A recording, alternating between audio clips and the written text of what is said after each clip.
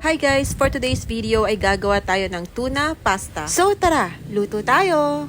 So ito yung mga ingredients na gagamitin natin. Pero mag-boil muna ako ng pasta bago tayo gumawa ng sauce. So ayan, so nag-init na ako ng water dito. Nag-boil na ako ng water. Maarte! Namputa nga ni Danon, nagkadala may pasta guys.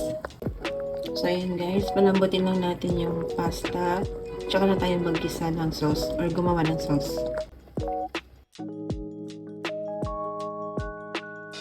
Ayan, pagkatapos lagyan natin ng konting butter.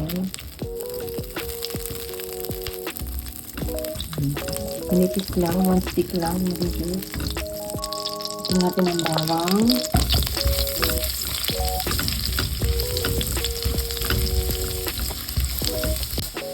Sibuyas.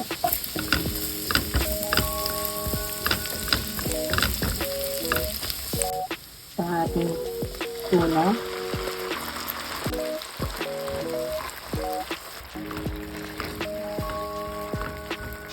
And guys, meron nga pala akong tirang cream tsaka evap na ginamit ko kanina. So, pinag-mix ko na lang sila dito. Ilalagay natin yan dito sa ating ginagawin sa evaporated milk tsaka all-purpose Meron pa na mag-lag kapag on the spot ka nagsasalita na nagugulol ka, hindi ka tulad kapag voice over ka, marinaw talaga. That's right! Yan, timpla na natin yan. Lagyan lang natin ng Spanish paprika. Then, black pepper. Garlic powder. Konting asin. Adjust nyo na lang yung lasa niya guys kapag natatabangan kayo ganun.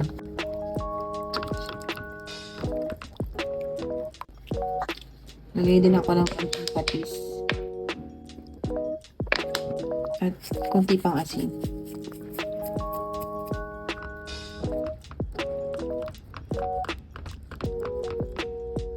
½ tablespoon lang ito ng cornstarch guys. Tsaka 3/4 cup ng water. Lagyan natin dito.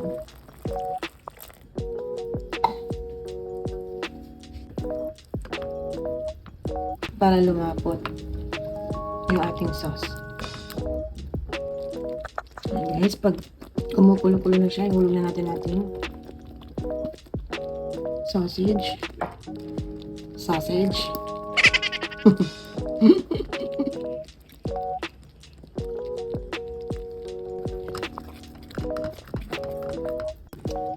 At ang ating mushroom.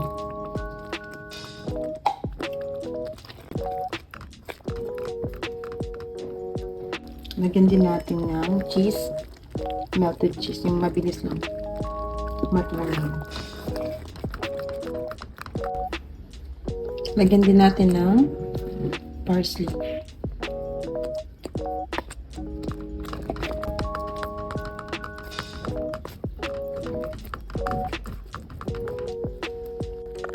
Ayan, so ilagay na natin ang ating pasta. Ayan. Ito na siya guys. Ito na ang ating tuna pasta with mushroom and sausage. Ayan na tayo guys. At heto na ang ating creamy, cheesy tuna pasta. It's merienda time! Ano pang hinihintay natin? Tikman na natin!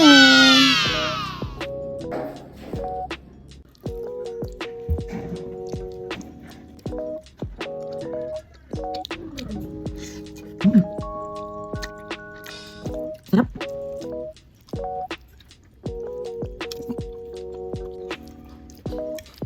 Malalasahan mo pa rin yung tuna niya kahit na marami tayong nilagay na ibang sahog. Sarap.